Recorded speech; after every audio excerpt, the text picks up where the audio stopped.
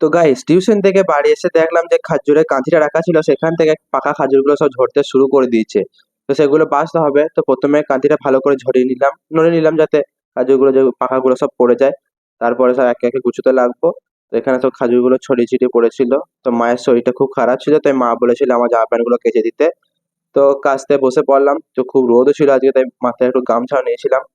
তো কাপড়গুলো কাচলাম ধীরে ধীরে, তারপর তো কিছু পর আমাকে দিল খাজুর আর লিচু। তো খুব গরম করছিল বলে ফ্যানটা একটু স্পিড বাড়িয়ে শুয়ে পড়লাম। তো তারপরে দেখলাম যে বাবা এখানে হারপিক দিয়ে কাঁচটা পরিষ্কার করছে, খুব ঘোলা হয়ে গিয়েছিল বলে। তারপর মায়ের কাছে একটু মাথায় তেল নিয়ে নিলাম, খুব ভালো লাগলো, আর মাথাটা ধরেছিল হঠাৎ।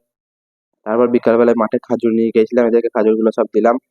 তো এখানে দেখছি যে এখানে ব্যারেলে জল ভরছে, কারণ স্প্রে করবে, ঘাসগুলো হয়েছে, খেলতে গিয়ে খুব অসুবিধা হয়।